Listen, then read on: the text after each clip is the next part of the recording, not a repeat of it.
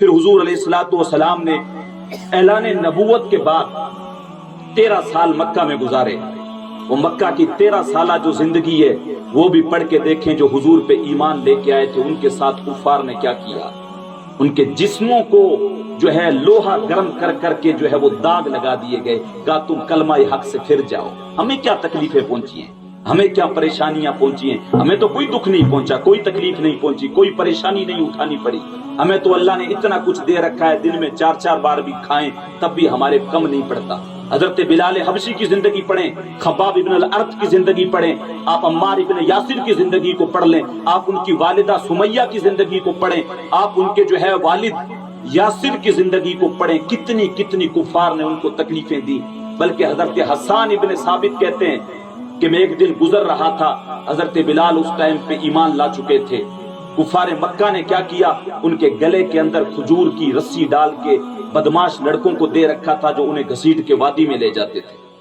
کبھی جو ہے گلیوں کے اندر ان کو گھسیٹتے تھے, اور ان کا جو آقا تھا امیہ بن خلف غالباً جو اس کا نام تھا, وہ اس کو اتنی تکلیفیں دیتا تھا کہ تو جو ہے اسلام سے پھر جا.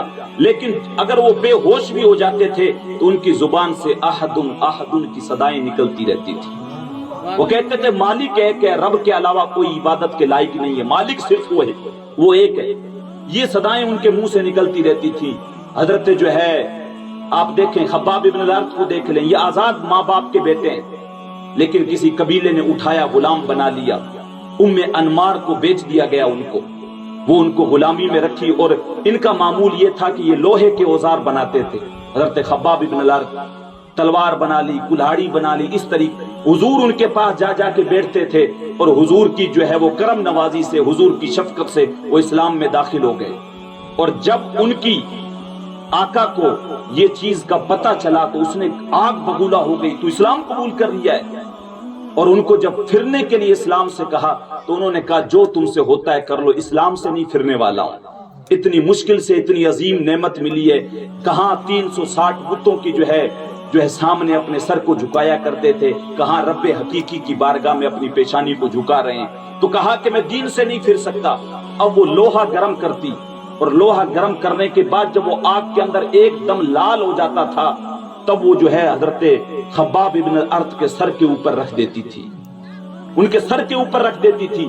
ایک دن جو ہے حضور کعبے میں جو ہے سین حرم کے اندر کعبے کے پاس تکیے کا ٹیک لگا کے بیٹھے ہوئے تھے. حضرت خباب ابن الارت آئے اور حضور کی بارگاہ میں شکایت کرنے لگے, کہا حضور آپ میرے لیے دعا کر دیں کہ اللہ اس عذاب سے مجھے نکال دے. حضور کا چہرہ مبارک سرخ ہو گیا. کہا تم سے پہلی امتوں کے اندر بھی کچھ لوگ گزرے جو اللہ کی ذات پہ ایمان لے کے آئے تھے, جن کے سر کو لوہے کی کنگھیوں سے جو ہے وہ چیر دیا گیا. کچھ ایسے تھے جن کے سر پہ آرا رکھ کے پاؤں تلک چیر دیا گیا, اور جو ہے تم پر تو کوئی عذاب نہیں آیا ہے. حضور علیہ الصلوۃ والسلام نے یہ بات کہی اور پھر ارشاد فرمایا, کہا خباب ابن الارت صبر کرو, یقیناً ایک وہ وقت آئے گا کہ پورے جزیرہ عرب میں اسلام کا جھنڈا لہرائے گا. وہ وقت آئے گا لیکن صبر کرو. اور پھر جو ہے حضور نے ارشاد فرمایا کہ ایک وقت وہ بھی آئے گا کہ ایک شخص یمن سے چلے گا, حضرموت تک پہنچے گا, اور خدا کی قسم راستے میں اس کو اللہ کے علاوہ باقی کسی کا خوف نہیں, اللہ کے علاوہ کسی کا خوف نہیں ہوگا. اور پھر حضرت عمر بن عبدالعزیز کے ایک حضور کی حدیث اور بھی ملتی ہے کہ ایک عورت چلے گی ادھر جو ہے ملک شام کی طرف سے, غالباً بعد سے, اس کے سر کے اوپر جو ہے سامان رکھا ہوگا, وہ آئے گی, اکیلی آئے گی, اور کعبۃ اللہ کا حج بھی کرے گی, واپس پلٹ جائے گی, راستے میں کوئی اس کی طرف نظر اٹھا کے بھی نہیں دیکھے گا. یہ دور حضرت عمر بن عبدالعزیز کے ٹائم پہ آیا.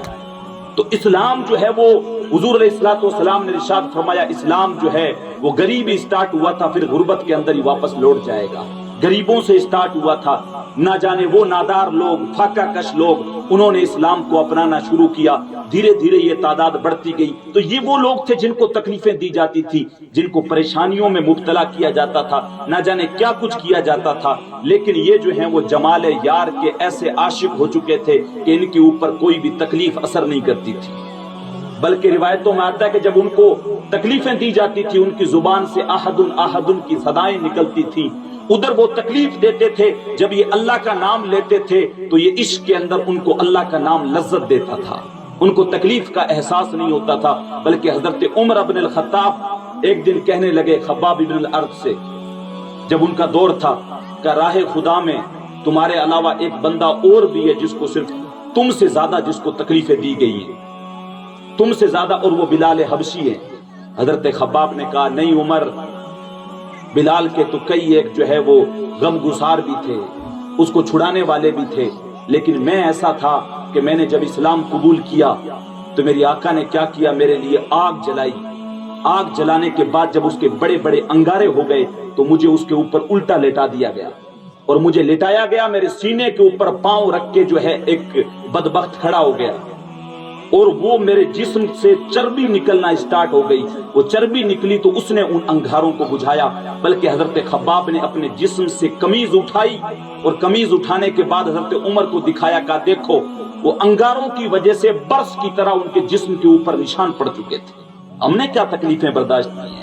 ہم نے تو کوئی تکلیف نہیں اٹھانی پڑی، ہمیں کوئی بھی پریشانی نہیں جھیلنی پڑی۔ ہم لوگ صرف ایک دن کا میلاد کر کے سوچے کہ ہم لوگ تو، ہم سے بڑا سنی کوئی نہیں، اور ہم لوگ بخشے بخشائیں یا جو ہے کسی کے دامن سے وابستہ ہو گئے تو اب ہماری بخشش کا ذریعہ ہو گیا ہے۔ اصل جو محبت تھی حضور کی وہ کہیں نہ کہیں دھیرے دھیرے ہمارے سینوں سے جو ہے وہ نکلتی چلی گئی، اور دنیا کی محبت اتنی غالب آ گئی کہ ہم سال کے 365 دنوں میں صرف 2 یا 4 دن مسلمان نظر آتے ہیں۔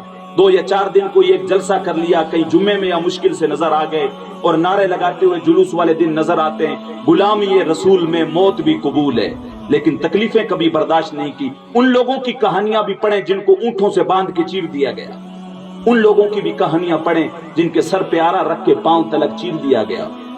وہ کسی پنجابی کے شاعر نے کہا تھا، اتنا آسان نہیں ہوتا منزل پہ پہنچ جانا، اتنا آسان نہیں ہوتا ہے، تکلیفیں سہنی پڑتی ہیں، پریشانیاں جھیلنی پڑتی ہیں، اپنے آپ کو تپتے ہوئے ریگستان میں رول دینا پڑتا ہے، اپنے آپ کو جو ہے جلتے ہوئے انگاروں کے اوپر چلنا، کہیں نام باقی رہتا ہے۔ حضرت بلال کو دیکھو، حضرت خباب کو دیکھو، جسم کے اوپر آگ سے برس کی طرح نشان پڑ گئے، آج ان کو دنیا یاد کرتی ہے۔ تو اگر ہم نے بھی منزل، ہم بھی یہ کہتے ہیں کہ لوگ ہمیں یاد رکھیں اور لوگ مثالیں دیں واقعی میں کوئی عاشق رسول تھا، تو اس کے لیے کم سے کم ہمیں قربانی، صرف 2 گھنٹے اگر جمع ہو کے یہ سوچیں کہ ہم لوگ نہیں اب ہم جو ہے منزل پہ پہنچ گئے، اب ہم بخشے گئے، ایسے میں آ گئے ہیں۔ صحیح صاحب قبلہ شاہ جی شریف شاہ نے جو ہے وہ ہر سال کی طرح اس سال بھی گاؤں والوں کے ساتھ مل کے جلسہ رکھا، ہم لوگوں نے آئے، نعرے لگائے، لنگر کھایا، فاتحہ کی اور واپس چلے گئے، پھر اگلے سال واپس آئیں گے۔ سال کا ہمارا جو ہے سال ہو گیا ہے، یہ ہم اپنے آپ کو دھوکہ دیتے ہیں۔ وہ کس چڑھے اٹھتے دار بھی نہیں، جے تو بکیا عشق بازار بھی نہیں، سستا سودا پیار بھی نہیں، خدا یار بھی نہیں۔ اتنا آسانی کے ساتھ یار نہیں ملتا ہے، پھر اتنا آسانی کے ساتھ سوکھا لبدا یار بھی نہیں پیندے نے، کئی دوزخ لنگنے پیندے نے، جے وہ ایس ملوں بھی مل جاوے اور اس تو سستا وپار بھی نہیں، جائے انگاروں سے جلا دیا جائے، ہاتھوں میں میکھیں ٹھوکلتا ہوا کوئلہ رکھ دیا جائے، اتنی تکلیفیں برداشت کرنے کے بعد بھی یار کی محبت مل جائے، منزل مل جائے۔